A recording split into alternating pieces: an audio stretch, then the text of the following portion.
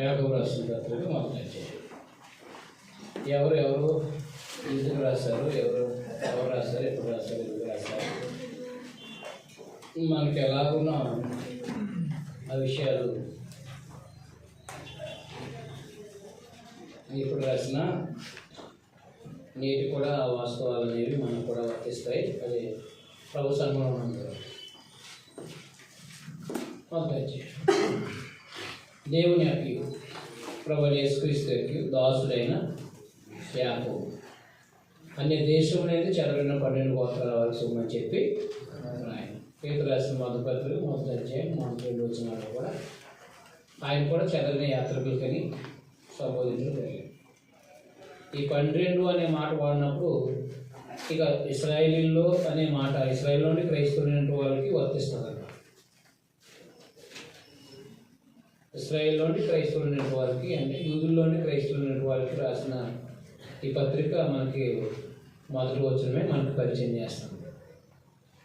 అన్య దేశములు యందు అనే మాట వాడి చూసారా, అది అండర్లైన్ చేయాలి. కారణం ఏంటంటే అన్ని దేశంలో ఉన్నప్పుడు మనము ప్రభు యొక్క సంఘముగా ఆయన సందేశాన్ని అనుసరించి మనం బ్రతకాల్సిన వారమే ఉన్నాం.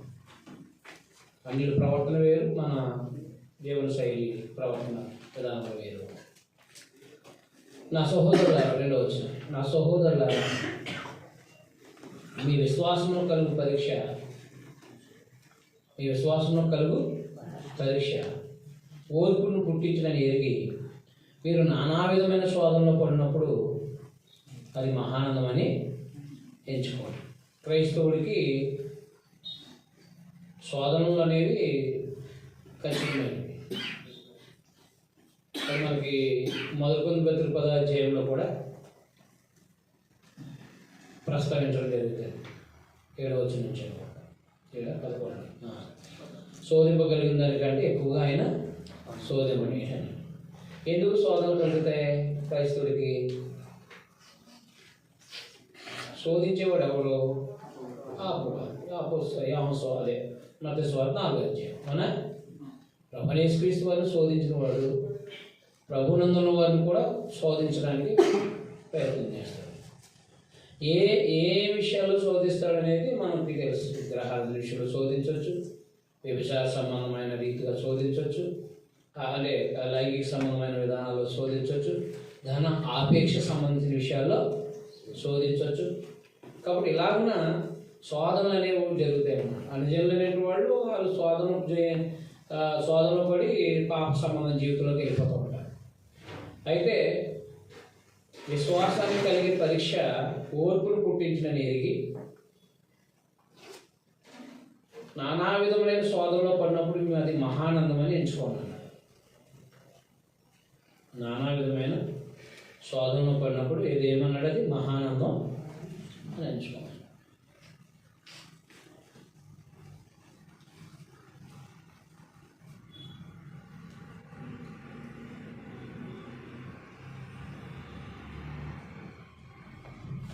కాబట్టి విశ్వాస సంబంధమైన జీవితానికి పరీక్షలు ఉంటాయన్నమాట. విశ్వాస సంబంధమైన జీవితానికి ఏముంటాయి? పరీక్ష ఉంటుంది. ఆ పరీక్ష అనేది మనము పరీక్ష నిలబడి ఉండాలి. ఆ పరీక్షలో గెలవాలి, ఆ పరీక్షలో ఉత్తీర్ణులు అవ్వాలి. అర్థమైంది? కాబట్టి విశ్వాసానికి పరీక్షలు ఉంటాయి. నువ్వు దేవుని యందు ఉన్న విశ్వాసము, ప్రభునందు జీవితము, విశ్వాసంతో జీవించే జీవితానికి ప్రతి క్రైస్తవుడికి ఏముంటాయి అన్నమాట? పరీక్షలు అనేవి ఉంటాయి. నువ్వు విగ్రహం నమస్కారం చేస్తావా, లేదా అగ్నిగుణంలో పడతావా? అదేంటది? అంతే. నువ్వు దూకేస్తావా, లేదా నిలబడతావా? పరీక్ష. రాళ్ళు రొట్టెలు చేస్తావా, లేకపోతే దేవుని నీతిని పరిచయం చేస్తావా? భోజనం తట్టుకుంటావా? పరీక్ష. కాబట్టి అలాగే ప్రభువుని యేసుక్రీస్తునందు మనకి మన విశ్వాస సంబంధమైన జీవితంలో ప్రతి క్రైస్తవుడికి ఏముంటాయి అన్నమాట? పరీక్షలు ఉంటాయి.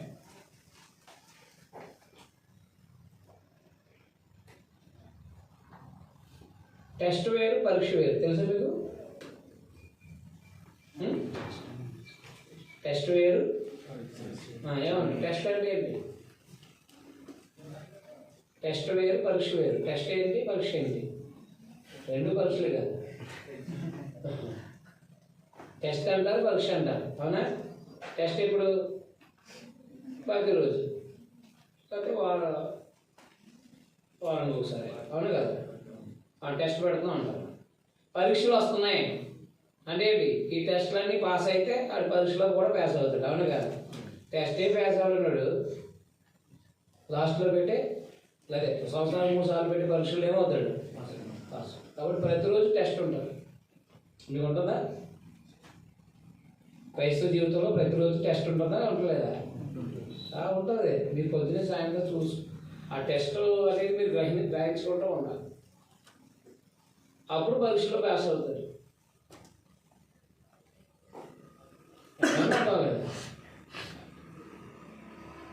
ఇది వేరే వాడు దాంట్లో చూసి రాసేసి పరీక్ష కాదు. ఇది కొన్ని ఏదో రకంగా చూసి రాసేసి ఏదో గెలిచిపోద్దాం అనే పరీక్ష మాత్రం కాదు. ఇది క్రైస్తవుడిగా వ్యక్తిగతంగా ఎవరికి వాళ్ళకి సంబంధించిన పరీక్ష టెస్ట్. కాబట్టి మన టెస్ట్ ఉంటుంది అన్నమాట. నువ్వు క్లాస్కి వచ్చే సమయానికి ఏదో ఫోన్ వస్తుంది, ఏదో పని జరుగుతుంది. అదేమంటారు దాన్ని?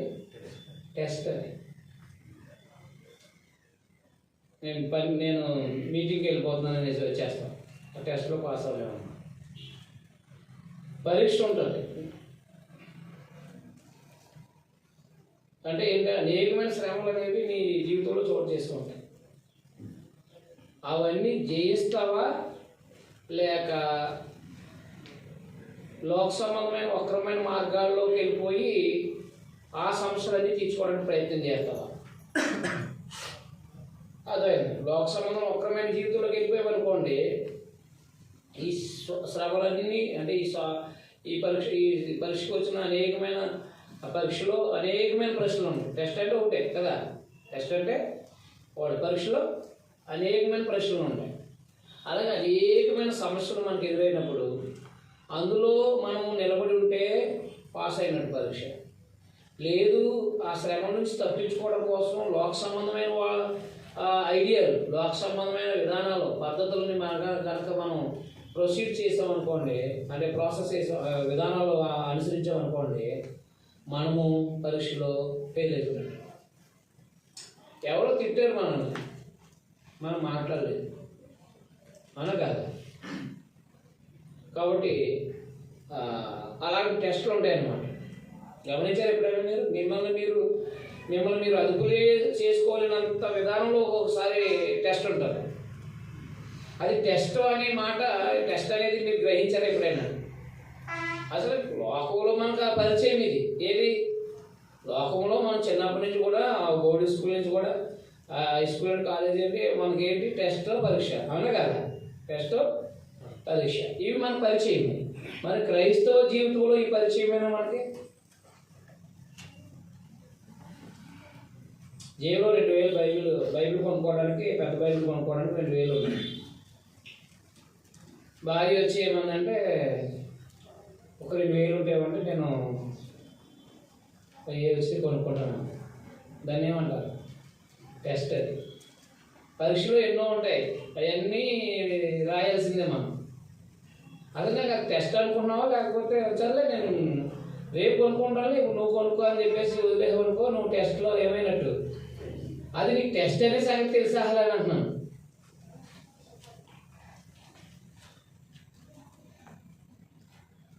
దేవుని కాల్ చేసుకోవడానికి రేపు పొద్దున శనివారం నాడు సిద్ధం చేసుకుని ఉంచాను. అదే మొత్తం మీద ప్రతి ఒక్కరు కూడా క్రైస్తవుడు ఎవరైనా, అదే సువార్తలేని క్రైస్తవులని ఎవరైనా వాళ్ళు శనివారం నాడు వచ్చే టైంలో కొంత ఇలా చదివేసి మొత్తం మీద ఆరాధనకి ఏం తీసుకోవాలని చెప్పేసి నిర్ణయించుకుంటాడు భక్తిపరుడు. అవునా కదా? ఆ ధనం అంటే కాన్కేసుకునే ధనంలో ఏదో మొత్తం మీద అక్కడ ఏదో వచ్చింది, మీకు టెస్ట్ వచ్చింది, ఏం చేస్తారు? సర్లే ఈ వారానికి ఏదో వేద్దాంగా 100 రూపాయలు మిగతా పట్టుకెళ్ళిపో అన్నాం అనుకోండి. నువ్వేమేమి టెస్ట్లో ఏమైనట్టు మరి క్రైస్తవుడిగా ప్రభుత్వం ద్వారా పెద్ద పరీక్ష వచ్చింది. క్రైస్తవులందరూ కోడసులు తీసేయండి, జైల్లో పడేసిండి. ఆ పరీక్షలు గెలవగలుగుతావా? చిన్న చిన్న టెస్టులు గెలవలేనివాడు పెద్ద ఎగ్జామినేషన్ అనేది నువ్వు ఎగ్జామినేషన్ అనేది పాస్ అవుతావా? ఇవన్నీ చిన్న చిన్న టెస్టులు అనేవి పాస్ అవ్వకుండా వస్తేనే ఏ ఎగ్జామ్లో ఏమవుతావు? మరి చిన్న చిన్న టెస్టులు అన్నీ పాస్ అవుతున్నారు కదా. ఇప్పుడు ఇటు మీటింగ్ ఉంటుంది, ఇక్కడ పిల్లడు బాగోదు, భార్యకి అప్పచెప్పేసి నన్ను జాగ్రత్తగా తీసుకుని వెళ్ళిపో, నేను క్లాస్ మానకూడదు, లేదా బైబిల్ వాకింగ్ చెప్పడానికి పిలిచారు నేను మా అన్న చెప్పేసి వెళ్ళిపోవాలి. అలాగూ నాకు పరీక్షలు ఎన్నో, టెస్టులు అనేవి ఎన్నో వచ్చినాయి. నేను అనురాగానికి మొదటి స్థానం ఉంది, దేవుడికి మొదటి స్థానం. కానీ చాలామంది ఏం చేస్తారంటే, ఇలా మాకు బాగోలేదు, మరి కుదరదు, ఇలా రావడానికి కుదరదు, లేకపోతే వాకింగ్ చెప్పడానికి రాదు, లేదా ఎవరినో ఒకరిని పిలిచి చేసుకోండి అని చెప్పేసి వెళ్ళిపోతారు. అప్పుడు టెస్ట్లో ఏమైపోయినట్టు ఫెయిల్. ఇవన్నీ కాబట్టి మీరు టెస్టుల్లో ఫెయిల్ అయిపోతూ వస్తే ఎగ్జామినేషన్ అనేది లాస్ట్లో పెట్టేది దాంట్లో ఎలా పాస్ అవుతారు? ఎక్కువ శ్రమలు అనేవి వచ్చేసి ఉంటాయి. మరి అన్నీ జయించడానికి ఈ టెస్టులన్నీ పాస్ అవుతాయి కదా, ఎగ్జామినేషన్లు అన్నీ మీరు నిలబడడానికి అవకాశం ఉంటుంది. మీరు ఎప్పుడైనా ఆలోచించారా క్రైస్తవ జీవితాన్ని ఎలా? క్రైస్తవ జీవితంలో మనకి ఇలా టెస్టులు వస్తున్నాయని చెప్పేసి చాలామంది ఏం చేస్తారంటే, ముందు అనురాగానికి సంబంధించి బట్టి తర్వాత బైబిల్ క్లాస్కి లేట్ అయిపోతాం. అవునా కదా? భౌతికమైన పనులు అంటే ఇంట్లో పనులు అవి తప్పదు, అంటే అవి తప్పనిసరి పనులు అయినవి ఉంటాయి. కాబట్టి వాటిని మనం వినియోగించే విధానంలో వినియోగించగలుగుతాం. దైవ కార్యక్రమాలు కానీ మంచి పనులు కానీ మనకు ఆటంకాలు ఎన్నో ఎదురవుతూ ఉంటాయి. అయ్యే పరీక్షలు, అయ్యే టెస్టులు. మీకు అర్థమైందా? దేవుని యొక్క నీతి, దేవుని యొక్క సందేశం ప్రకారం బ్రతికే విషయంలో ప్రతిరోజు మనకు టెస్ట్ ఉంటుంది అన్నమాట. లోకంలో అయితే అంటే పొద్దున్న చదివిన దాంట్లో పరీక్ష టెస్ట్ పెడతారు. మనకేమో అన్ని జనుల మధ్యలో ఉన్నాం కాబట్టి అలాంటి విధానాల్లో మనకు టెస్టులు ఉంటాయి అన్నమాట. చాలామంది ఏం చేస్తారు, దైవ కార్యక్రమాల కంటే భౌతిక సంబంధం పనుల్లో మునిగిపోతారు, తప్పదనుకుని వెళ్ళిపోతారు. అవునా కాదు? కానీ ముందు ఆయన పని చూడండి, మన పైన ఆయన చూస్తారనే సంబంధ సూత్రం తెలియదు చాలామంది. అందుకని నాకు కొత్తలో ట్రైనింగ్ అయిన కొత్తలో, సేవ చేసిన కొత్తలో టెస్టులు చాలా ఉండేవి. వాటి టెస్టులు అనేవి నాకు తెలియదు. కానీ మొత్తం మీద దేవుడికి మొదటి స్థానం వల్ల మనం దేవుడికి అంటే దేవుని దైవ సంబంధ కార్యక్రమంలో కానీ మంచి పనులు కానీ ముందు ఉంటే, మనము ఈ లోక సంబంధమైన పనులు నిర్లక్ష్యం చేస్తే మనం వృద్ధి చెందుతాము అనే పరిస్థితి నేను త్యాగం పూర్తిగా చేసుకున్నాను అన్నమాట. అంటే బైబిల్ క్లాస్కి వెళ్ళేటప్పటికి ఒక్కొక్కసారి డబ్బులు ఉండేవి కాదు, అంటే ధనం ఉండేది కాదు. మనకు అన్నిసార్లు ఉన్నా ఒకసారి అదే సమయాన్ని ఉండవు కదా. అప్పుడు ఏం చేస్తారు, చాలామంది ఏం చేస్తారు, సింపుల్గా ధనం లేదు ఏం చేస్తాం, మానేస్తాం అంటారు అన్నమాట. అవునా కదా? అదే హాస్పిటల్కి వెళ్ళేటప్పుడు మంచి సీరియస్ అయింది ఎవరికో ఇంట్లో వాళ్ళకి, అప్పుడు డబ్బులు లేవు, మానేస్తావా? ఎందుకు మానుతావు? ఎవరు కాల్ అయినా పట్టుకుని అయినా డబ్బులు తెచ్చుకుని ఏం చేస్తాం తీసుకెళ్తాం. మరి బైబిల్ క్లాస్ అసలు అర్థం లేదేంటి? పరీక్ష అనమాట. ఆ రోజునే నీకు డబ్బులు లేకుండా చేయటం అనేది ఆయన చేస్తాడు. మిగతా రోజుల్లో అన్నీ ఉంటాయి, ఆ రోజులు మాత్రం ఉండదు, ఎవరిని అడిగినా ఉండదు అని చెప్పేసి ఉండదు. నువ్వు ఎంత ట్రై చేస్తావో ఆయన చూస్తాడన్నమాట. నువ్వు ఎంత ట్రై చేస్తావో చూస్తాడు. సరిగ్గా ఎనీ టైం జ్వరం వచ్చింది, ట్యాబ్లెట్ వేసుకుని వెళ్తావా? లేదంటే జ్వరం వచ్చింది కాబట్టి బ్రదర్ నేను రాలేకపోతున్నాను బ్రదర్, మరి చెప్పండి బ్రదర్ అంటారు. ఏమంటారు మీరు? నేనైతే ఏం చేసాను తెలుసా, నాకుండే సమస్య వేరు, చాలా చిన్న సమస్య. ఆ సమస్యలో లైట్గా షేక్ వచ్చింది, లైట్గా దేహం బాడీ షేక్ అయ్యింది అన్నమాట. అంటే భయం వేస్తుంది అన్నమాట. షేక్ వస్తే మనకు కొత్తగా రోగం వస్తే ఏమవుతుంది, కొత్తగా అనారోగ్యం అంటే అది తెలియంది. ఆహార అంటే బాబు తండ్రి ఏం చేస్తూ ఉంటాడు, సంతోషపడుతూ ఉంటాడు. చూసావా నా కుమారుడు యోగు, చూసావా అన్నాడా కదా, యోగు చూసావా అంటాడు ఆడు. అన్నీ వంకరేయాలి, ఏదోటి ఎడతా ఉంటాడు. ఊరికేంటి ఏదో వస్తుంది ఉంది కదా, తర్వాత ఎవడో ఇస్తాడు. రాగం ఉందంటే బాగా ఎదురొచ్చులే, డబ్బులు ఉన్నాయంటే ఎవడొకడు ఇస్తాడు, ఆ ఉద్యోగంగా చేస్తాడు మాట్లాడు. అది ఎప్పుడు పొలిటికల్ మాట్లాడు, ఎవడి పొలలో వేసి మాట్లాడుతున్నాడు, వంకర మాట అపోవద్దు కదా. అలాంటి పరీక్షలు మనకి అంటే టెస్టులు వచ్చినప్పుడు మనము నిలబడాలి. అందుకే యోగుని పరిచయం చేసే తెలుసు మీకు యాకోబు పత్రికలో తెలుసా మీకు? ఎంతో అదే ఆయన సహనం కలిగిన వాడని చెప్పడం లేదు. యేసుక్రీస్తు వారి గురించి కూడా మాట్లాడాడు. ఆయన ఎంతో జాలి సహనం ప్రేమ కలిగినవాడు, ఎంతో సహనం కలిగినవాడు. ఎందుకు ఆ మాటలు వాడబడ్డాయి? అంజలి మధ్యన ఉన్న మనల్ని ఇబ్బంది పెడుతూ ఉంటాం, శోధిస్తూ ఉంటాం, మనల్ని ఏదో విధంగా మనల్ని తన యొక్క అనుకూలమైన రీతిగా తీసుకెళ్ళిపోవడం చూస్తూ ఉంటాం. అంజలి మధ్యన అనేక రకాలైన మాట ఆచారాలు ఆచరించకపోతే ఎంత రకంగా శోధించేస్తారు మీరు అన్నిజనులు మనల్ని, అవునా కాదా? చనిపోయినప్పుడు శోధించేస్తారు. ఎవరైనా మన ఇంట్లో వద్దాకుండా చనిపోయారు అనుకోండి, శోధించేస్తారు. అది ఎట్లేదు, ఇది ఎట్లేదు, ఇది ఎట్లేదు, అది ఎట్లేదు. తర్వాత కప్పెట్టిన కాడ కూడా ఆడికి ముందుగా ఎట్టాలండి, అక్కడ ముందుగా పెట్టాలంటే అక్కడికి ఇష్టమైన భోజనం పెట్టాలంటే అది శోధనే. వండుతా ఉండవా ఆ ముందుగా తెచ్చేస్తాను నేను అని చెప్పేసి శోధన. మా యొక్క తాతకి ఇష్టం అది ఏంటి, మందు బిందు సిగరెట్టు. ఆయన వస్తాడు అబ్బాయికి వచ్చి తినేసి వెళ్తాడా కాల్చి అన్నాను, నువ్వు ఎట్టగలదు అలా వచ్చి తాగితే ఇంటికాడే ఎడతలేదు, అవునా? ఇంటికాడే తాతకి ఏమడతా తినా ఏదడినా అని చెప్పేసి వదిలేస్తున్నాం. మరి ఇంటికాడ ఎట్టలేనోడు సమాధి దగ్గర ఎట్టవా మర్చిపోవా? ఏది టైం లేకపోతే ఎట్టకపోతే ఏమైపోతారు అమ్మ ఆడుకోవడం సమాధి దగ్గర. మందు రోజుకో కాయటకెళ్ళగలదు, ఎట్టలేదు. సిగరెట్ ఎట్టగలదా, అట్టగలలేదు. భోజనం ఎట్టగలగలదా, అది మాంసం కోరుతూ రోజు నువ్వు ఒకరోజు ఎడుతున్నావు, రోజు ఎడితే రోజు తినేస్తే ఇంకా రాలేదని, ఇంకా రాలేదు నేను ఇక్కడ కూర్చొని ఉన్నానని చెప్పేసి ఉంటే ఏం చేస్తాను? ఇంటికాడ సబ్బు తిన్నాడు, మళ్ళీ చచ్చిపోయి కూడా వీడు వేధించేస్తాడని చెప్పేసి మనం ఏం చేస్తాం? ఆ సమాజ కార్యక్రమాలు ఆ స్థాయికి వెళ్తామా? కాబట్టి అవన్నీ దౌర్భాగ్యమైన ఆచారాలు. అవన్నీ ఏంటాయి? దౌర్భాగ్యమైన ఆచారాలు. ఆత్మ ఉండగానే దేహం అయిపోయిన తర్వాత మనం. కాబట్టి దేవుని పిల్లలుగా గుర్తుపెట్టుకోవాల్సిన విషయం అంటే అనేక రకాలుగా శోధిస్తూ ఉంటారు అన్ని జరిగి. అదే వివాహం చేస్తున్నాం అనుకోండి, చొక్కెట్లేదండి, బొగ్గు మీద ఏం పెట్టలేదు, నామాలు పెట్టలేదు.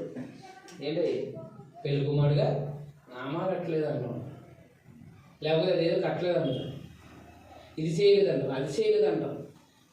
ఏ విధంగానైనా శోధన చేస్తూనే ఉంటాం. ఏదో విధంగా ఏం చేస్తారు అన్నిలు శోధిస్తూనే ఉంటాం.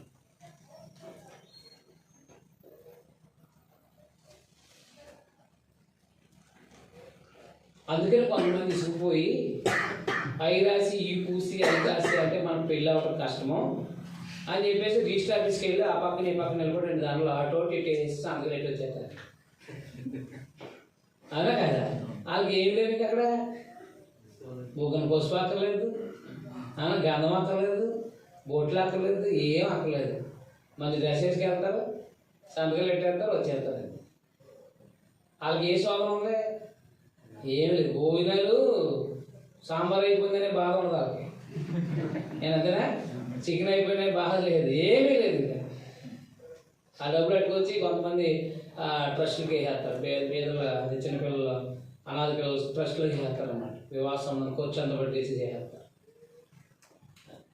అదో మనం వివాహం చేసుకుంటే చాలు, మన ఇంట్లో వివాహం జరిగితే చాలు, అది చేశారా, ఇది చేశారా, ఆ వెళ్ళారా, ఎలా వెళ్ళారా, అది ఇట్టారా, ఇది ఇట్టారా అని నానా రకమైన శోధనలు వచ్చాయి. అవునా కాదు? మరి అందులో ఏమవ్వాలి మనం? అవి టెస్టులు అయ్యి నిలబడాలి వద్దా? టెస్టులో నిలబడితే ప్రకటన గ్రంథంలో వచ్చిన పరీక్షలు, అవునా కాదు? చిరఛేదము జైలు, చిరఛేదము జైలు.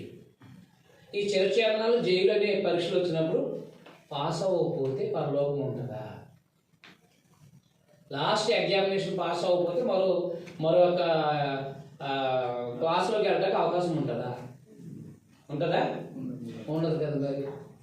అలాగే మనం ప్రభుత్వం ద్వారా శ్రమలు లేకపోతే క్రైస్తవులైన స్వార్థులుగా అయినందుకు మనకి ప్రాణాపాయాలు వచ్చినప్పుడు ప్రాణాలు సహితం టెస్టులన్నీ పాస్ అయ్యాం కాబట్టి ఇంకా పరలోకం ఉంది, మనం ఖచ్చితంగా మనకి చనిపోయిన తర్వాత విశ్రాంతి అనిపిస్తాం మన ప్రభుత్వం పాటు అని చెప్పేసి అంత దృఢ విశ్వాసం వచ్చేస్తుంది. ఆ దృఢ విశ్వాసం వచ్చినప్పుడు చంపడానికి చూసినా లేకపోతే జైల్లో వేసేసినా ఏమనిపించదు మనం. ఎందుకంటే టెస్టులన్నీ పాస్ అవ్వకుండా వచ్చాం కాబట్టి దేవుని యొక్క నియమాలను అనుసరించడం కోసం ఎవరినైనా వదిలేసాం కాబట్టి, ఇంట్లో వాళ్ళైనా ఎవరైనా త్యాగం చేసేసాం కాబట్టి, ప్రభువైన యేసుక్రీస్తు వారి శిష్యుడిగా బ్రతకడం కోసం అన్నదమ్ముల అక్షరాలని సహితం వదిలేసాం కాబట్టి ఇప్పుడు ప్రాణాపాయ పరిస్థితులు వచ్చినప్పుడు సహితము ఈ పరీక్షలు ఏం చేస్తామంటే ప్రాణాలు వదిలేస్తాం, పరీక్ష పాస్ అవుతాం, పరలోకం అదైనా అర్థమలేదా? అందుకని ప్రతిరోజు టెస్టులు పాస్ అవుతూ ఉంటే మనకి దేవుని పిల్లలుగా మనం ముందుకు సాగడానికి అవకాశం. అర్థమైంది? నాకు ఒక టెస్ట్ వచ్చింది ఏంటంటే మంగళవారం నాడు ఇక్కడ క్లాస్కి వచ్చేదాడు మన వాళ్ళ సహోదరులు ఉన్నారు కాబట్టి ఎవరో ఒకరు ఏదో ఒక వారిని తీసుకొచ్చేస్తున్నారు. అవునా కదా? చాలా ఈజీగా చాలా తక్కువగా అయిపోయింది. సరే వస్తున్నారు కదా సాహితీకి వెళ్దామని అని చెప్పేసి నేను చేస్తాను బైబిల్ క్లాస్లో కూర్చొని సాహితీగా వాళ్ళ బోధనతో ఉన్నాను టెన్షన్ లేకపోతే. సడన్గా 3ంటికి ఫోన్ వచ్చి రావట్లేదు వెళ్ళిపోన్నాను నేను. 300 కిలోమీటర్లు వెళ్ళిపోతుంది ఎక్కడ బండి వేసుకెళ్ళలేము. అవునా కదా? తర్వాత ఒకవేళ ట్రైన్ పైన పడుకుని సాయంత్రం ఇప్పుడు పడుకుంటే ఉదయం లేస్తామంటే లేదు. మీకు అర్థం డ్రైవర్లు అవైలబుల్గా లేరు అంటే ఎవరు లేరు. ఏంటి పరీక్ష మరి? ఏంటి టెస్ట్? వెళ్తావా? వెళ్తాను, ఎంత ఇబ్బంది అయినా వెళ్తాను అని చెప్పేసి వచ్చేసినాను. అర్ధరాత్రి వచ్చాం, పడుకున్నాం, నేను క్లాస్ చెప్పి వచ్చాను. అవునా కదా? నేను రాని వాళ్ళందరూ అధన్యులే. నేను రోమపత్రిక అది రోమపత్రిక స్వాతికి ఎన్నిసార్లు అయినా అవసరం. కారణం ఏంటంటే దేవుని పిల్లలుగా గుర్తుపెట్టుకోవాల్సి ఉంటుంది. అలాంటి టెస్టులు వస్తూ ఉంటాయి. ఏమైనా సరే నేను రేపు పొద్దున నిలబడాలంతే. మనకేమో ఇక్కడికి వస్తే లక్షలు వేలు వచ్చేవి కాదు. లేకపోతే ఇక్కడ ఈ ఫోటో పంపకపోతే మనకి నెలాఖరికి డబ్బులు అడిగే పరిస్థితులు కాదు ఇది. అందుకోసం ఎంతైనా ఖర్చు పెట్టి నీళ్ళు ఉండొచ్చు అని అనుకోవచ్చు. అలాగే అపవాదు కూడా వేసేస్తాడు. అవునా కదా? ఊరనే వెళ్ళవేంటి, ఆ 3 ఫోటోలు పంపకపోతే నీకు నెలాఖరికి రావు, ఆ 20,000 30,000 రావు, అందుకే వెళ్ళావు నువ్వు, మాకు తెలియదు ఏంటి అంటాడు అపవాదు. అవునా కదా? త్యాగం చేస్తే నష్టపోవడం అనేది త్యాగం చేస్తే ఏమవుతుంది? నష్టపోయేమో అంటే అందులో ఏముంటుంది? త్యాగం ఉంటుంది. అప్పుడు ఏమనగలదు? అయ్యి బాబు వీటిని ఏ రకంగా కూడా మనం ఏమీ చేయలేము ఉంటుంది. అలా టెస్టులు అనేవి ఉంటాయి. ప్రతిరోజు హాయిగా వెళ్ళిపోయే పరిస్థితులు ఉంటాయి. కానీ భయంకరమైన ఇబ్బందులు పడుతూ సమస్యలు పడుతూ రోజులు ఉంటాయి. ఆ రోజుల్లో కూడా సేవ చేయడానికి వెళ్తాడు. అందుకనే నాగలు పట్టుకున్నప్పుడు వెనకట్టు చూడొద్దు అన్నాడు. ఆ పాత్రుడు కాదన్నాడు. వెనక్కు చూసేవాడు ఎవరు కాదు, ఒకటి టెస్టులు అసలు టెస్టులు అనేవి ఎప్పుడైనా మీరు టెస్టులు పాస్ అయ్యారా? ఎప్పుడైనా టెస్టులు అంటేనే తెలియదు అన్నారు. పెట్టలేదా మీకు? అలా క్రైస్తుడైన ప్రతి ఒక్కరికి ప్రతిరోజు సంఘ సభ్యుడిగా టెస్టులు ఉంటాయి. అంటే బోర్డు స్కూల్, హై స్కూల్కి హై స్కూల్, కాలేజీకి కాలేజ్. అవునా కదా? మరి టెస్టులు ఉంటాయి ఉండవా? బోర్డు స్కూల్లోకి చెట్టు వల్ల ప్రయోజనం ఏంటి అని అడుగుతాడు. అవునా కదా? లేకపోతే ఏదో అడుగుతాడు. హై స్కూల్లోకి ఏమో అలెగ్జాండర్ ఏ కాలంలో పనిచేశాడు, ఎంతకాలం పనిచేశాడు అడుగుతాడు. అది బోర్డు స్కూల్లో అడిగితే పైకి వస్తాడు. అలెగ్జాండర్ ఎవరు? మా తాత అలెగ్జాండర్ పేరు కాదే, మా తాత అలెగ్జాండర్ ఎవరు? అవునా కాదా? అని బోర్డు స్కూల్లో అడిగితే అలెగ్జాండర్ మా ఊళ్ళో ఎవరు లేదు అలెగ్జాండర్. అదే హై స్కూల్లో అడిగితే Alexander is the great Alexander. క్రీస్తు పూర్వం 303 అంతే కదా? 303 5 సంవత్సరాలు బతుకు కాబట్టి ఆయన జీవిత చరిత్ర రాయమన్నాడు. ఆయన ఎప్పుడు ఏంటి పరిస్థితి? మన భారతదేశానికి వచ్చినప్పుడు జయించాడా, ఓడిపోయాడా, వెళ్ళిపోయాడా? బాబు అంటాడు. అంటే ఈడు దొంగే, ఈడు దొంగే, ఇద్దరు దొంగలు అయితే ఏం చేస్తారు? ఇబ్బంది ఉండదు కదా వాళ్ళకి. ఆల్రెడీ అనుకుంటాడు అన్నమాట, వీడు అడిగితే లేవు అంటున్నాడు. మనం అడిగినా ఏం చేద్దాం? ఇస్తాం, అవునా కదా? అది మనకి ఏదో అవసరం బట్టి ఉండించుకుంటాం. అదే ఏదో మన కుటుంబ సంబంధమైన అవసరం నిమిత్తం ఉండించుకుంటాం. సరిగ్గా మనల్ని అడుగుతారు, మనమేమో లేవాళ్ళేమో కాదనలేము, లేవాళ్ళేమో. అలాగని మనకి రేపు సాయంత్రానికి ఇవ్వతారంటే వాళ్ళు ఇవ్వలేరు. కాబట్టి ఏంటి పరిస్థితి? సరేలే మనం ఎవరో ఒకరిని అడగవచ్చులే, ముందు అడిగాడు కాబట్టి అయినా అని ఇచ్చేస్తాం. అలాంటివి కూడా అవి టెస్ట్లోనే సంగతి గ్రహించాడు. అర్థమైనా అర్థం. భార్య నీకు పరీక్ష ఒకసారి. బంధుత్వం అంటే ఫంక్షనా మీటింగా? భార్య ఫంక్షన్ తీసుకెళ్ళిపోవడానికి రెడీ అయిపోయింది, నువ్వేమో మీటింగ్ వెళ్ళడానికి రెడీ అవ్వవు. ఎవరు టెస్ట్ వచ్చింది అన్నమాట, భార్య ద్వారా నీకు టెస్ట్ వచ్చింది, ఏం చేస్తావు? సర్లే ఈ రోజుకి దైవ కార్యం మానేసి నీ కూడా వెళ్ళిపోతుందని చెప్పేసి వెళ్ళిపోయావంటే నువ్వు టెస్ట్లో ఏమైనట్టు? అలాంటివే ఫెయిల్ అయిపోతే మరి ప్రాణాపాయాలకు వచ్చేటప్పుడు నువ్వేం చేస్తావు? బాబు నేను క్రైస్తవుని కాదని బాబు అని వెళ్ళిపోతావా పరుగులెత్తుకుని?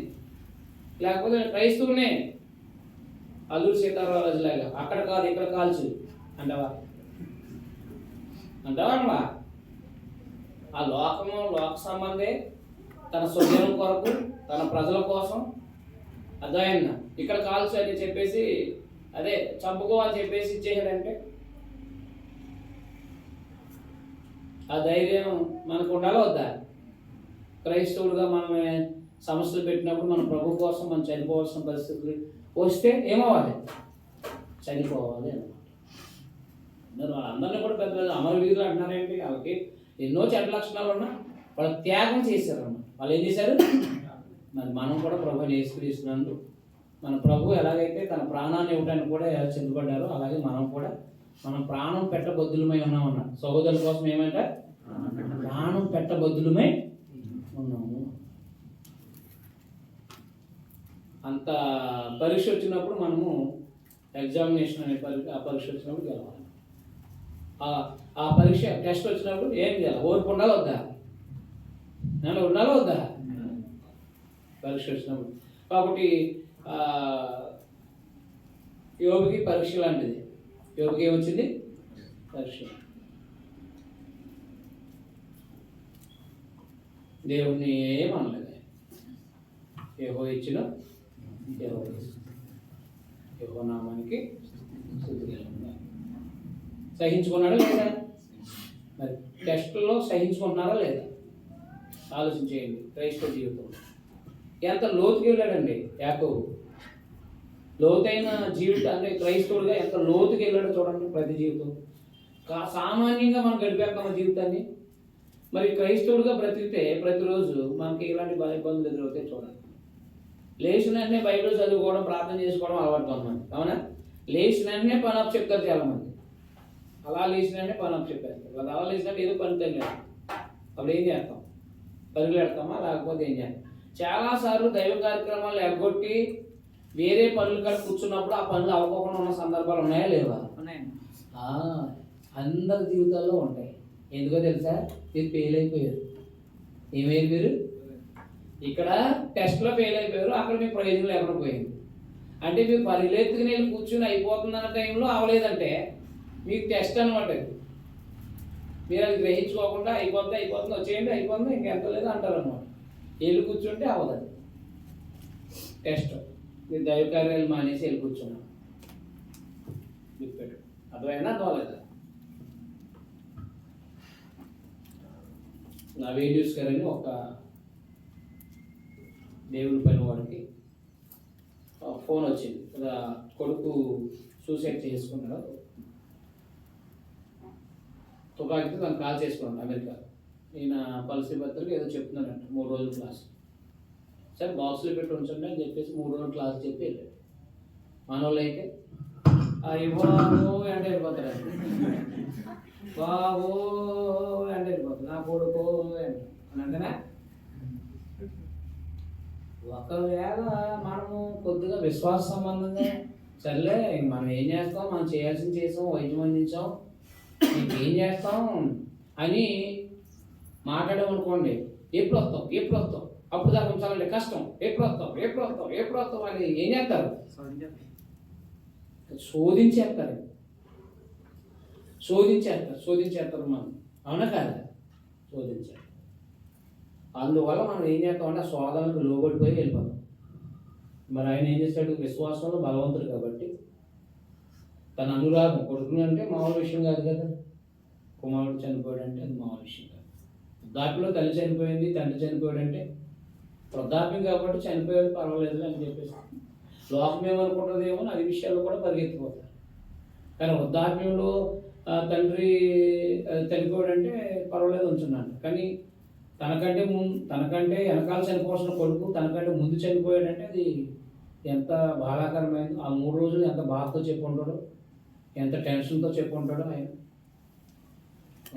అద్భుతమైన మాట. అలాగే ఎంత యథార్థమైన పనులు ఉన్నారు కానీ దేవుని పని కోసం దేవుని కంటే ఎక్కువగా ఆ దేవ కార్యక్రమాల కంటే ఎక్కువ దేవుని కార్యక్రమాల కంటే ఏది ఎక్కువైంది కాదని నుంచి బతికిన వాళ్ళు ఉన్నారు. అందుకే వాళ్ళు ఎక్కువ కాలం బ్రతకడం, పని చేయటం, ఎక్కువ పని చేయటం ఇలాంటి అవకాశాలు ఇచ్చాయి. అర్థమైందా? అర్థమలేదు మీకు? అలాంటి టెస్టులు వచ్చినప్పుడు, ఎగ్జామినేషన్ వచ్చినప్పుడు మనం పాస్ అయ్యేటట్టుగా మన జీవితం ఉండాలి. నానా విధములైన శోధనలో పడినప్పుడు అది మహానందమని. ఎందుకు నాయన ఈ బాధలు నాకు? ఈ సేవ చేస్తుంటే ఈ బాధలు ఎందుకు నాకు? ఒక్కసారిగా అలా తీసేయచ్చు కదా. ఎందుకు ఇవన్నీ ఒడిదుడుకులు అంటే ఎందుకు నాయన? ఒక్కసారిగా అకౌంట్లో పడిపోతే మొత్తం అన్నీ క్లియర్ చేసేస్తాం కదా. ఎందుకు ఈ బాధలు? ఏనా కదా? ఎందుకు ఈ సమస్యలు, ఎందుకు ఈ బాధలు నాయన? కాబట్టి మీరు మనల్ని ప్రశాంతం ఉంచిన ఆయన ఎందుకు తండ్రి? అయితే నేను మొత్తం నీకు ఏ సమస్య లేకుండా చేస్తే నువ్వు పరిగెట్టుకుపోతావు మళ్ళా పందిలాగా. నీకు గనక సమస్య ఉంటేనే ఏం చేస్తావు? అలా నిలబడి ఉంటావు. సమస్య ఉంటే తండ్రి నాయన అంటావు ఎప్పుడు రోజును. సమస్య లేకపోతే అనుభవించు రాజాను లోపలికి. అంతేనే కదా? 42 సంవత్సరాలు నాకు ఈ వెల్నెస్ సెంటర్ అని మన హెర్బల్ తాగడానికి అప్పుడప్పుడు వెళ్తాం. మీరు చాలా యంగ్గా ఉన్నారని అంటున్నారు. లోపల వృద్ధాప్యం నీకు ఏం తెలుస్తుంది అనుకున్నాను. అర్థమైందా? అర్థం లేదా? మనమేం పై కనపడేది యంగ్గా కనపడ్డామంట. మనం ఉన్న లోపల వృద్ధాప్యంలో దగ్గర పడుతుంది కదా బాబు అని చెప్పేసి మన బాధలు, మన సమస్యలు అంటే యంగ్గా ఉన్నారని మీరు భలే ఉన్నారు సమానంగా. ఏం తింటారంటే ఏమేమి తినాలో సమానంగా తింటానమ్మా, ఏది పడితే దేసేను అని చెప్పేసి. ఎందుకంటే ఎక్కువ నిలబడాలి కదా. మస్సాకులో ఉన్నాయన ఒక ఆయన చాలా భారీ దేహంతో ఉన్న ఆయన్ని తన పాస్టర్ని ఏమన్నాడు, ఈ తాగండి పొద్దునే మీరు సన్నబడిపోతారన్నమాట. నేను సన్నబడిపోతే ఎవడు భయపడ్డ సన్నవాడు నాకు లావుగా ఉండాలన్నాడు. అదే పాస్టర్ అంటే ఎలా ఉండాలంటే ఇది వాస్తవమైన విషయం, మీకు అబద్ధాలు చెప్పాల్సిన అవసరం. అందుకంటే దేవుని సేవకులు ఉన్నాం కదా. ఆయనేమో కస్టమర్ అనమాట, ఆయన సంఘ సభ్యుడు. అయ్యా మీరు ఇంత దేహంతో ఉంటే అట్టేటప్పుడు వస్తాయి, అయ్యి వస్తాయి, ఈ దేహం కొంచెం తగ్గించుకోండి, మీరు చాలా భారీ దేహం ఉంది అని అన్నాడు. నేను సన్నబడిపోతే ఎవడో నాకు భయపడ్డాడు. కాబట్టి నన్ను చూసి ఎవరైనా ఏమవ్వాలి అంటే ఆకారం చూసి భయపడాలా, భక్తిపడని భయపడాలా? కాబట్టి మత్స్యాంగాలు ఎలా కొట్టేస్తున్నారు అనమాట, ఆకారాలతో కొట్టేస్తున్నారు పాస్టర్లు అని. నేను అన్నా కదా. అప్పుడు అయ్యగారు అంటే మాదిరిగా ఒక 100 కేజీలు ఉండాలి. అయ్యగారు అంటే ఎన్ని కేజీలు ఉండాలి? 100 కేజీలు సుమారుగా ఉండాలి అంతే.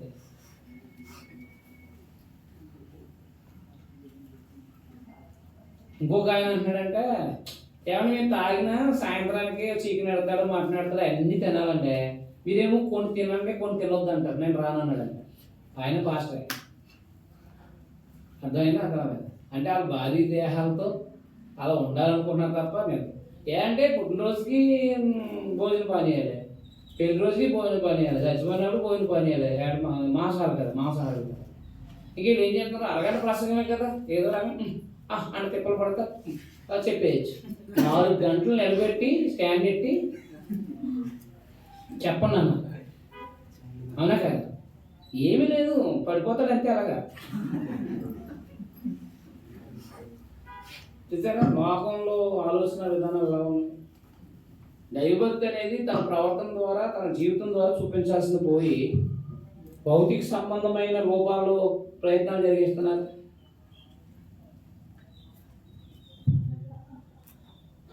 కాబట్టి ఎన్నో శోధనలు వచ్చినప్పుడు అది ఏం చేసుకోవాలంటే మహానందం అని ఎంచుకోవాలి. శోధనలు వచ్చినప్పుడు మహానందం అని ఎందుకు ఉంటుంది కానీ ఎంచుకోమని చెప్తున్నాడు. 4 వచ్చింది, మీరు సంపూర్ణుడు. మీరు ఏమై ఉండాలి, సంపూర్ణుడు అవ్వాలి. ఎఫెసీయుల పత్రిక 4:11 కూడా అదే కదా, ఫిలిప్పీ పత్రిక 1:28 కూడా అదే కదా, అవునా కదా? ఎఫెసీయుల పత్రిక రోమపత్రిక 8:29 వచనంలో కూడా యేసుప్రభు స్వరూపంలో ఎదగాలి కదా. ఎఫెసీయుల పత్రిక 4:11 కూడా క్రీస్తు కలిగిన సమానమైన సంపూర్ణతలు ఎదగాలి కదా, సంపూర్ణమైన పురుషులు అవ్వాలి కదా. అదైనా ఫిలిప్పీ పత్రిక 1:22 కూడా క్రీస్తునందు ప్రతి మనిషిని సంపూర్ణుడిగా చేయాలి. అంటే ప్రతి క్రైస్తవుడు ఏమవ్వాలి, సంపూర్ణుడు అవ్వాలి. ఎందులో? క్రీస్తు యొక్క స్వభావంలో, దేవుని యొక్క స్వభావంలో ఏమవ్వాలి, సంపూర్ణుడు అవ్వాలంటే ఈ బాధలు సమస్యలు ఇబ్బందులు మన విశ్వాస జీవితాన్ని కాపాడుకున్నప్పుడు మాత్రమే కదా మనం సంపూర్ణం అవుతాం. అదైనా మనం పరిపూర్ణులు ఎప్పుడు అవుతాం? మన విశ్వాస జీవితం అనేది ఎప్పుడు ఎదుగుతాం, ఎప్పుడు మనము విశ్వాస జీవితంలో వృద్ధి అవుతాం. కాబట్టి మీరు సంపూర్ణులను గౌరవం కలిగినట్టు వారుగా, లేకపోతే ప్రేమ కలిగిన వారుగా, ఏ విషయంలో అయినా పొదులేని వారు అయినట్లు ఓర్పు తన క్రియను కొనసాగింపని. అక్కడ సంపూర్ణులను అదైనా అనునాంగులు అంటే ప్రియమైన వారుగాను, సంపూర్ణను ప్రియమైన వారుగాను, ఏ విషయంలోనైనా పొదువులేని వారినైనట్లు ఓర్పు తన క్రియను కొనసాగింపనియండి అన్నమాట. కాబట్టి చేసే కార్యక్రమాల్లో ఓర్పు తన క్రియను కొనసాగింపనియండి, ఓర్పుతో సాధించాలన్నమాట. క్రియలు ఏం చేయాలి, ఓర్పుతో సాగించాలి. దైవ కార్యక్రమాలు అనేవి ప్రవర్తనకు సంబంధించిన విషయాలు అనేవి ఓర్పుతో వెళ్ళాలన్నమాట. ఓర్పు లేకపోతే క్రైస్తవుడిగా బ్రతకలేము, ఓర్పు లేకపోతే క్రైస్తవుడిగా ముందుకు సాగలేము. మన ప్రభువైన యేసుక్రీస్తు వారు అనేకమైన శ్రమలు అనుభవించి ఓర్చుకున్నారు. పాపాత్ములు సహితం తను ఎన్నో శ్రమలు బాధలు అవమానాలు పెట్టిన సిలువను సహించారు ఆయన, అవునా? హెబ్రీ పత్రిక 12:3 కదా, ఆయన ఏం చేసిన సిలువను సహించారు. అంటే అవమానించినప్పుడు, లేకపోతే మనల్ని తప్పు చేసి మాట్లాడుతున్నప్పుడు, మనల్ని ఇబ్బందులు సమస్యలు పాలు చేసినప్పుడు, గురి చేసినప్పుడు మనము అన్ని విషయాల్లో కూడా కాబట్టి ఓర్పుతో మనం పని జరిగించాలి. మాకు పరిస్థితులు ఎలా ఉన్నాయంటే, దైవ సంబంధమైన కార్యక్రమాలని ప్రారంభించేటప్పుడు, ఇక్కడికి వచ్చేటప్పుడు స్థానిక సంఘం కొంత సహకారం చేస్తుంటే మనకి అది లాంగ్ జర్నీ కాబట్టి సరిపోకపోవచ్చు. ఒక ఆయన వాగ్దానం చేశాడు, మీరు వెళ్ళటానికి కొంత మేము పంపిస్తామని చెప్పేసి. సరే, వచ్చినప్పుడు ప్రారంభంలో వచ్చారు కాబట్టి మాకు సమస్య లేదు, సర్లే అని అనుకున్నాం అన్నమాట. అంటే మళ్ళీ నెక్స్ట్ మంత్ నుంచి ఏమీ లేదు ఇంకా. అంటే డీజిల్కి వచ్చి పెట్టుకుంటాను నన్ను ఆయన, ఈరోజు కూడా స్పందన లేదు. 3వ సంవత్సరం వచ్చేసింది. ఎన్నో సంవత్సరం అంటే అప్పుడు ఏమవుతుంది, మరి మన క్రియ కొనసాగు దైవ కార్యక్రమాలు ముందుకు సాగాలనుకున్నప్పుడు మనకి ఏదో ఆధారం వాగ్దానం చేశాడు. మొదటి నెల పెట్టుకున్నారు, మొదటి నెల పెట్టుకుని 2వ నెలకి నుంచి మళ్ళీ ఈ నెల వరకు కూడా ఆలోచించకపోతే ఏం జరుగుతుంది? మరి ఓర్పుతో మనం క్రియను ఏం చేస్తున్నాం, కొనసాగిస్తున్నామా లేదా? అలా జరగాలన్నమాట. ఏమీ లేవు, చాలా ఇబ్బందులు ఉన్నాము, చాలా ఇరుకులు ఉన్నాము, నా వల్ల అవ్వదు కాబట్టి ఆయన చెప్పేయచ్చు. చెప్పలేమా? నేను రాలేదని చెప్పలేదని పెద్ద కష్టమా?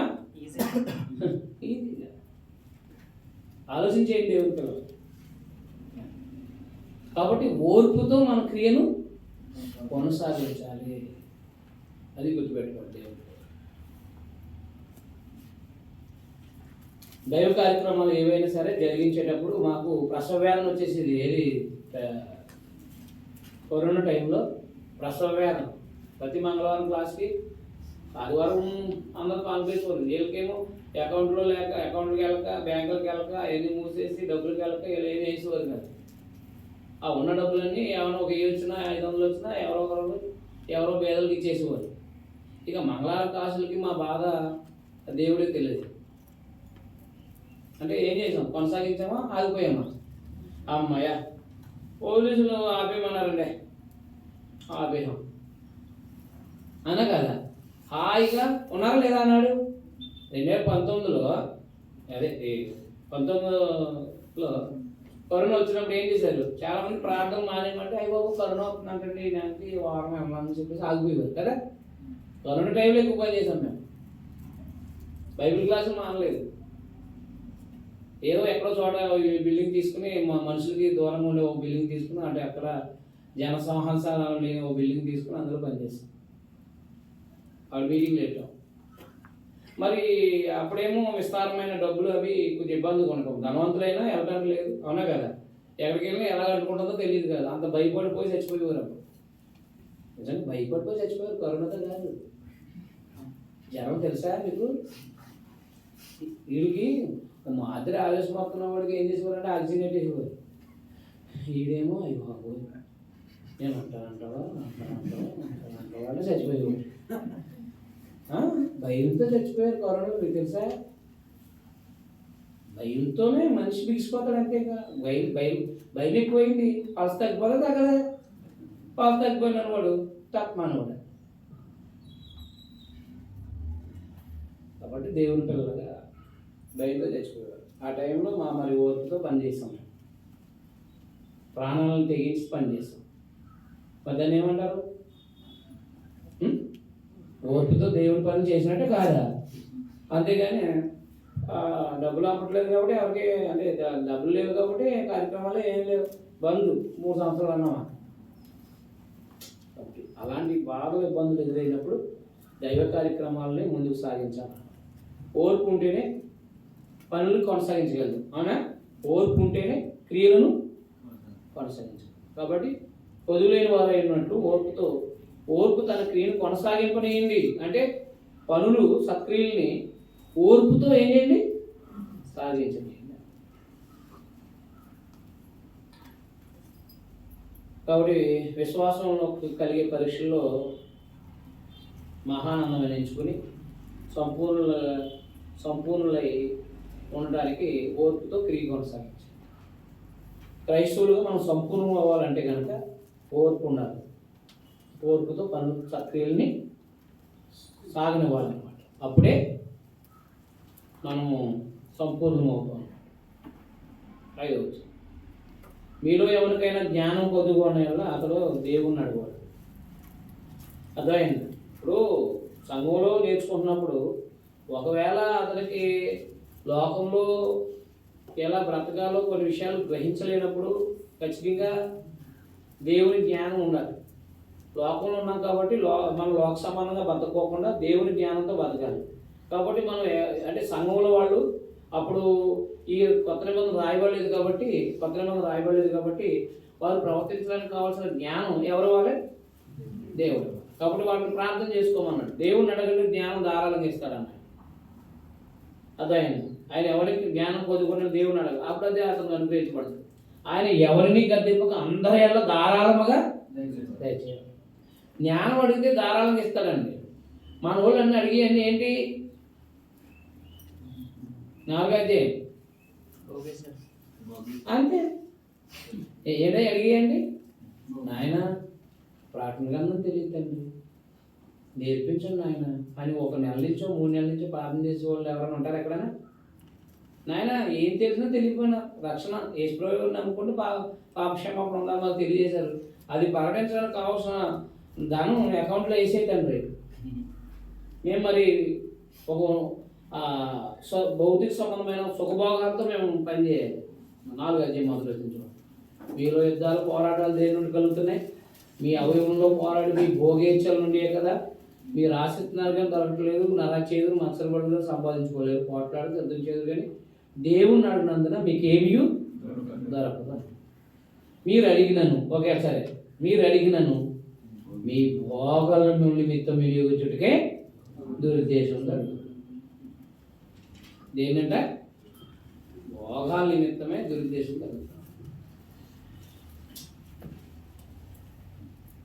కొంతమందికి పాపం టెక్స్టైల్లో ఉండదు.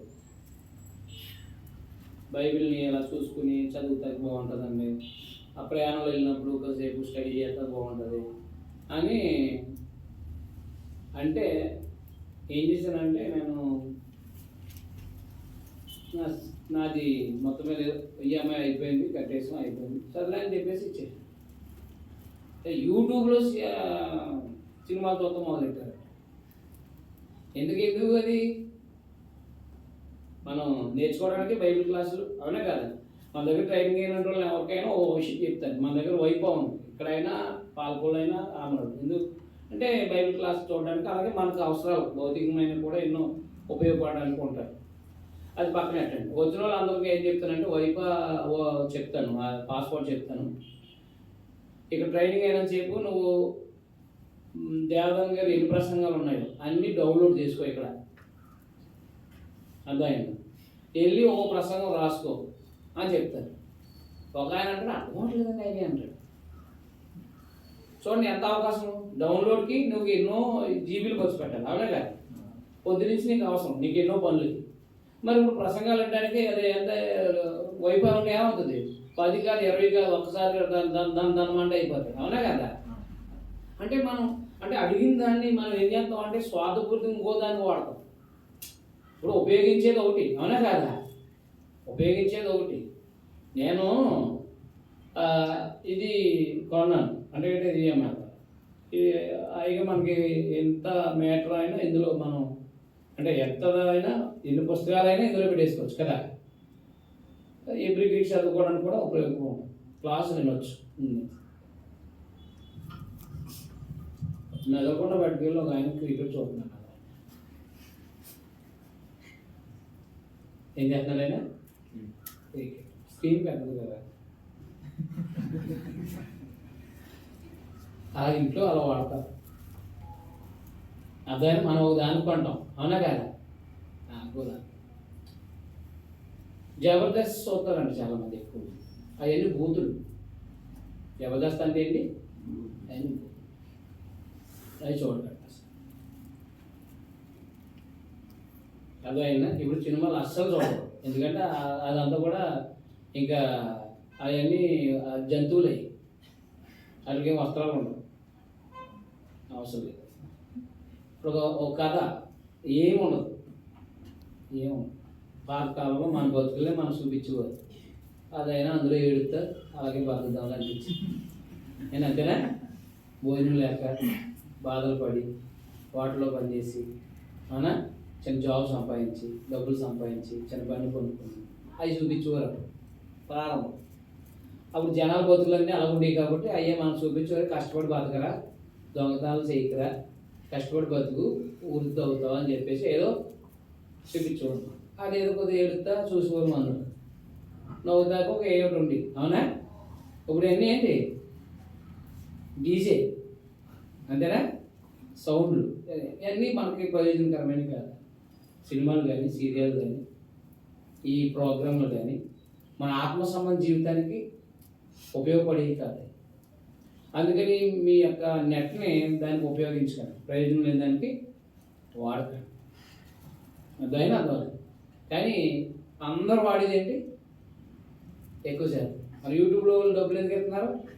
మహానుభావులు అందరూ చెత్త చూడటం బట్టే వాళ్ళకి యూట్యూబ్లో వాళ్ళు ఏం చేస్తున్నారు, కాబట్టి మనము అడుగుతున్నాం, భోగాల నిమిత్తం అడుగుతాం కాబట్టి దాదాపు ఒక టీవీ చూడడానికి ఎక్కడో ఉండేది మీ దగ్గర, మీ ఏరియాలో కొండ మీద, అక్కడికి నడిచి చూసేవారు మీరు. మేము కూడా అంతే, ఎక్కడో ఉండేది బ్లాక్ అండ్ వైట్ అయితే అవునా. చిత్రాల హరికి మరి తెలుగునా వెళ్ళదా, చిత్రాల హరి. ఇప్పుడు మన దాంట్లో వచ్చాక చిత్రాల హరి అక్కర్లేదు. ఎక్కడ చూస్తారా వాటికి కూడా బరువులెత్తాయి. కాబట్టి వాటి వల్ల మనకు ప్రయోజనం లేదని గ్రంథం తెలిసిన తర్వాత అర్థమైంది. భక్తిహీనుల పాటలు మన నోట్లో మాట్లాడతాం. మరి ఇప్పుడు మన దురుద్దేశంతో మన యొక్క సుఖభోగాలు అంటే లోకంలో వాళ్ళు ఎలాగైతే సుఖభోగాలు అనిపిస్తున్నారో మరి వాటికి అనుభవించేటట్టుగా మనం ఉన్న టెక్నాలజీని వాడితే మనకేంటి ప్రయోజనం చెప్పండి ఒకసారి. ఏంటి ప్రయోజనం చెప్పండి ఒకసారి. ఆలోచించేయండి ఏముంటే అర్థమైందా? అలాగని చెత్త అంటే యూట్యూబ్ స్టార్లు అనకూడదు, ఏదో పనికిరాని డెబిట్లు అలాంటివి అనకూడదు, దానివల్ల ప్రయోజనం లేదు. కాబట్టి దైవభక్తి కలిగిన వాళ్ళు కొద్దిమంది ఉన్నారు, అవి మనం జాగ్రత్తగా వినడం ద్వారా ప్రయోజనం ఉంటుంది. అది కనీస జ్ఞానం లేనట్టు వాళ్ళే. బైబిల్ బాగా నేర్చుకున్న వాళ్ళకి అయ్యే ప్రాథమిక పాఠాలు అవసరం లేదు. నేను అనుకోండి 2014 నుంచి ఎవరి క్యాసెట్ వినలా, 2014 నుంచి ఏ క్యాసెట్ ప్రసంగం వినలా. నేను పుస్తకాల మీద స్టడీ, దానికి సంబంధించిన ఏదైనా మామూలుగా ఉంటే చూస్తాను అంతే. ఎందుకంటే నేను పసిపిల్లను కాదు. కాబట్టి మీరు బోధించే వాళ్ళైనా నేర్చుకునే వాళ్ళైనా ఖచ్చితంగా కొన్ని ప్రసంగాలు అనేవి వినడం అనేది అవసరం ఉంటుంది. కాబట్టి జ్ఞానం అడగాలను. ఏం అడగాలి? దేవుణ్ణి. అంతేగాని భోగాల నిమిత్తం అడిగితే దొరుకుతుందా? కాబట్టి క్రైస్తవులు దేనికోసం ప్రార్థన చేయాలి? ఎందుకు? దేవుని జ్ఞానం ఎందుకు? పరలోకం వెళ్ళటానికి ఎలా బ్రతకాలో అవసరం. దేవుని జ్ఞానం ఎందుకు? దేవుని జ్ఞానం ఎందుకంటే 3:17 అయితే పైనుండి వచ్చే జ్ఞానం అంటే ఇది దేవుని జ్ఞానం మొట్టమొదటి పవిత్రమైన. దేవుని జ్ఞానాన్ని ఎందుకు అడగలది? దేవుని జ్ఞానంలో పవిత్రత ఉంటుంది. దేవుని మాటలన్నీ పవిత్రమైనవి. అదైనా దేవుని జ్ఞానం పవిత్రమైంది అంటే దేవుని పాటలో దేవుని జ్ఞానం పవిత్రమైనప్పుడు ఆ పైన వచ్చే దేవుని జ్ఞానం ఆల్రెడీ పరిశుద్ధాత్మలో రాయబడింది. కాబట్టి ఈ జ్ఞానం మనకు అర్థమయ్యేలాగా దేవుణ్ణి అడుగుతున్నాం. మనం ఇక్కడ అడుగుతున్నప్పుడు మనకు జ్ఞానం నేర్చుకున్నాం అనుకోండి, పవిత్రమైంది. దేవుని జ్ఞానం ఏమైంది అంటే మనం పవిత్రంగా చేస్తూ ఉంటాం. దేవుని జ్ఞానాన్ని అనుసరించడం వల్ల మనం పవిత్రం అవుతూ ఉంటాం. తర్వాత మనం గొడవలకు వెళ్ళబుద్ధి అవ్వదు, సమాధానకరమైంది. దేవుని జ్ఞానం ఏం చేస్తాం? మనల్ని సమాధానం మనలో సమాధానం ఉంచుతుంది, బయట వాళ్ళతో సమాధానం ఉంచుతుంది. లేకపోతే ఎన్ని గొడవలు పెట్టుకోవాలో మనం ప్రతి దానికి పక్కింటి వాళ్ళతో వాళ్ళతో ఏళ్ళతో ప్రయాణాల్లో నాట్లో నీటిలో గొడవలు పెట్టుకోవాలంటే గొడవలు ఎన్నో పెట్టుకోవచ్చు. కానీ దేవుని వాక్యం ఏం చెప్తుందంటే పోనీ ఆడుతూ మనం గొడవ ఎందుకని చెప్పేసి దేవుని జ్ఞానం మనకు సమాధాన పరుస్తుంది, మనలో మనకు సమాధానం ఇస్తాడు. దేవుని జ్ఞానం వల్ల ప్రయోజనాలు చూడండి. తర్వాత చూడండి, మృదువైనది అంటే ఏంటి? ఎవరితోనైనా మాట్లాడేటప్పుడు ఏం చేస్తుంది? మృదువుగా మాట్లాడేటట్టుగా చేస్తారు. సులభంగా లోబడేటట్టుగా చేస్తారు, తగ్గించుకునేటట్టుగా చేస్తారు. దేవుని వాక్యం కనికరము అనగా జాలి ఉంటుంది. దేవుని జ్ఞానంలో ఏముంటుంది? జ్ఞానం, కనికరము, జాలి, మంచి ఫలాలతో నిండుకున్నది. అది ఏముంటాయి? మంచి ఫలాలు ఉంటాయి. దేవుని జ్ఞానాన్ని అనుసరిస్తే ఏమవుతుంది? మంచి ఫలాలంటే ఆత్మఫలాలు. పక్షపాతమైన వేషధారణ లేదు. దేవుని జ్ఞానం ఉందనుకోండి, మనలో ఏముండదు? పక్షపాతం ఉండదు, వేషధారణ ఉండదు. అంటే ఏంటి? నటించడం అనేది ఉండదు. నటించడం అనేది అస్సలే ఉండదు. దేవుని జ్ఞానం ఉన్నవాడు ఎవడో నటించడు. అర్థమైందా? దేవుని జ్ఞానం ఉన్నవాడు నటించడానికి ఇష్టపడ్డు, వేషధారణ చూపించడం శాస్త్ర పరిచయలాగా.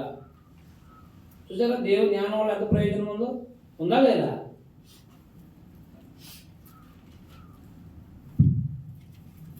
లోకంలో వాళ్ళు ఏం చెప్తారంటే కొన్నిసార్లు మరి అబద్ధం ఆడాలి తప్పదు అంటూ ఉంటారు.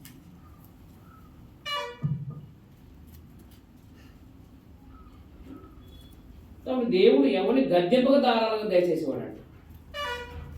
అర్థమైనా అర్థమలేదు. ఆయన జ్ఞానాన్ని ఇప్పుడైతే మనం ఏంటి?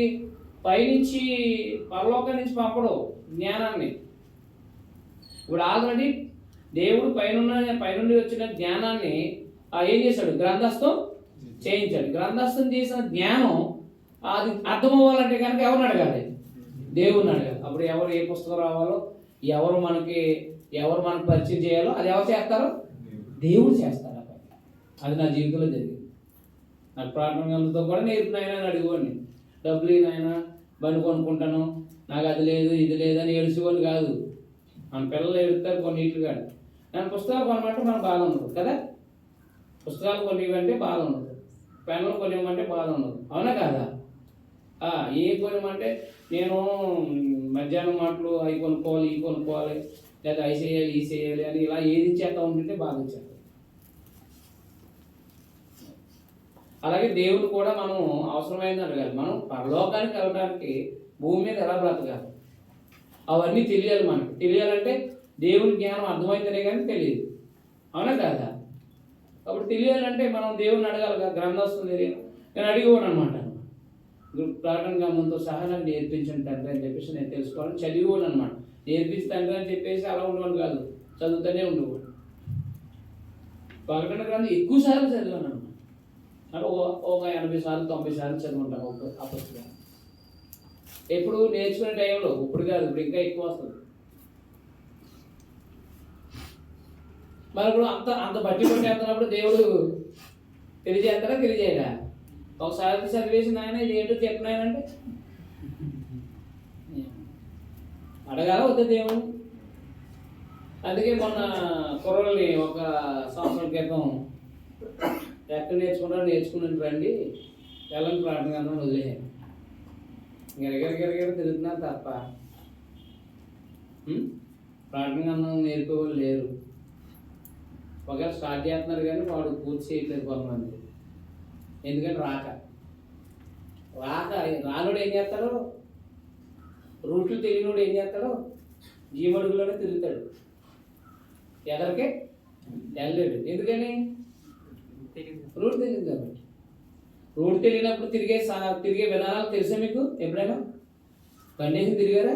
రూట్ తెలియక గిర్రమని తిరిగి మళ్ళీ అక్కడికి రావడం, మళ్ళీ గిర్రమని తిరిగి అక్కడికి రావడం. వచ్చారా ఎప్పుడైనా?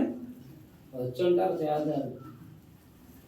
మా ఏరియాలో మా రూట్లు తెలియక తిరిగి కలిసిపోయి దారి తెలియక ఎవరు కనపడక, దారి తెలియకపోతే అక్కడే ఉంటాం. దారి తెలిస్తే ముందుకు సాగుతానే ఉంటాం, అవునా కదా? కాబట్టి దేవుని పిల్లలుగా వదిలేసారి నేర్చుకోండి ఎక్కడ పడతాయని చెప్పేసి లేదు. సరే అయితే మేము ఏదో రకంగా నేర్పుతాను అని చెప్పేసి మొదలెట్టాను. మొదలు స్టార్ట్ చేయటానికి సిద్ధంగా ఉన్నాం. అర్థమైందా? అర్థమవుతుంది. ఏమర్థమైంది మీకు? ఇప్పుడు దేవుడే నేర్పించాలి. ఎవరు నేర్పించాలి అంటే ఎవరిని అడగాలి? ఇప్పుడు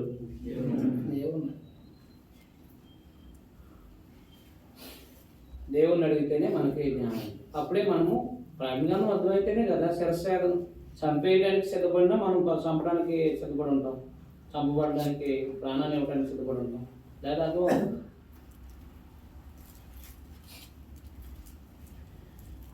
ఎవరిని గద్యంపు అందరికీ ధారాళంగా దయచేయాలి. అద్భుతం అసలు అది ఆయన బిడ్డలకు ఇచ్చే కార్యక్రమం. అయితే అతడు ఏమాత్రం సందేహింపగా విశ్వాసం. సందేహించేవాడు గాలి చేత రేపడి ఎగరపడి సముద్ర తరంగాన్ని అట్టి మనుషుడు దివ్యమనస్సుడే. రెండు మనస్తత్వాలు కలిగిన వాడే సమస్త మార్గంలో అస్థిరుడు కనుక ప్రభువును తనకు ఏమైనా దొరికినని తలంచుకుంటాడు. అస్థిరుడైన వాడికి దొరకదంట. అస్థిరుడైన వాడికి ఏమవుదో కానీ విశ్వాసంతో అడిగిన వాడికి. కాబట్టి దేవుని పిల్లలుగా గుర్తుపెట్టుకోవాల్సిన విషయాలు ఇవి. కరెక్ట్గా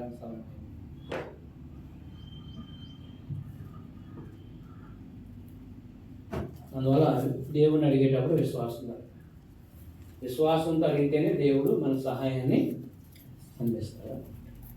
క్యాజువల్గా ప్రార్థన చేసుకోకుండా హృదయపూర్వకంగా దేవుడిని అడిగి నాయన మీ సందేశం నేర్చుకుని మమ్మల్ని బోధించాలనుకుంటున్నాను, బ్రతకాలనుకుంటున్నాను తండ్రి, తెలియపరచండి అంటే దేవుడు తెలియపరుస్తాడు. ఇప్పుడు సంపూర్ణం అవ్వాలంటే ఓర్పు ఉండాలి, సంపూర్ణం అవ్వాలంటే ఏముండాలి? ఓర్పు ఉండాలి. సమాధానంగా పవిత్రంగా బ్రతకాలంటే దేవుని జ్ఞానం ఉండాలి. అన్ని జనుల మధ్యన పవిత్రంగాను సమాధానంగాను బ్రతకాలంటే ఏముండాలి? దేవుని జ్ఞానం ఉండాలని మాట్లాడాలి. అర్థమవుతుందా? అర్థమవుతుంది. చదివేసి అధ్యాయం పేరెట్టమంటారా? అది ఎప్పటికీ అర్థం.